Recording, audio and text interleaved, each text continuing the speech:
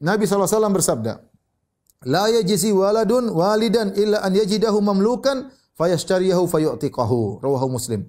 Tidaklah seorang anak bisa membalas jasa orang tuanya. Tidak mungkin dia bisa balas jasa orang tuanya, enggak mungkin. Para ulama mengatakan gimana tidak mungkin? Karena ketika orang tua ngerawat kita masih kecil, kita beol, kita kencing, kita dimandiin sama orang tua.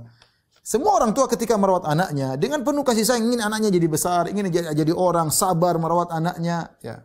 Dengan penuh cinta kasih, berharap anak ini terus hidup. Adapun anak ketika ngurus orang tuanya, dia kesabaran, ya. Sabar, ya. Mungkin dalam perasaannya sampai kapan orang tuaku seperti ini, repot, ya. Tidak semua anak bisa.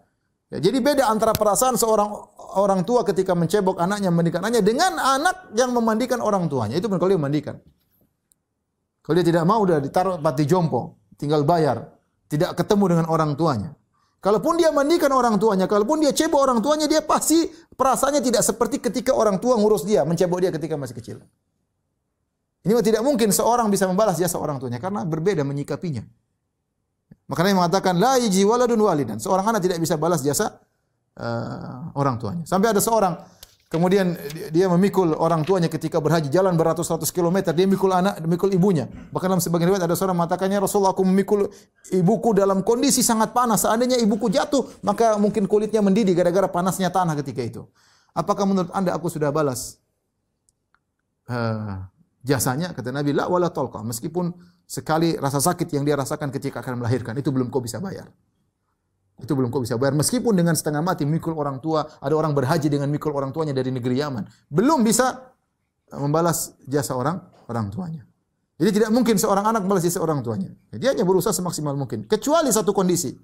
Kata Nabi, illa an yajidahu mamlukan fayashtariyahu fayu'tiqahu. Kecuali dia mendapati orang tuanya ternyata jadi budak, kemudian dia beli, kemudian dia bebaskan. Dan itu tidak mungkin atau sulit terjadi di zaman sekarang. Kenapa kalau dia dapati orang tuanya jadi budak, kemudian dia beli, berarti dia sudah membayar jasa? Karena orang tua seorang ketika jadi budak, wujuduhu ka'adamihi, keadaan dia seperti tidak ada.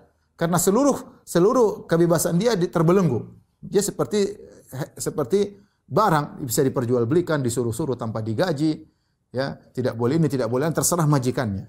Jadi seperti orang terkekang, seperti orang yang tidak ada.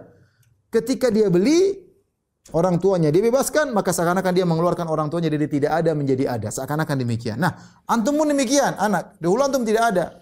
Maka dengan sebab ayah dan ibu, dengan pertemuan sperma dan sel ovum, maka antum dari tidak ada menjadi ada. Maka Nabi mengatakan, kalau seperti ini kondisinya baru mungkin bisa dikatakan seorang telah membalas jasa orang tua. Dan itu kondisi yang sulit untuk kita dapati sekarang.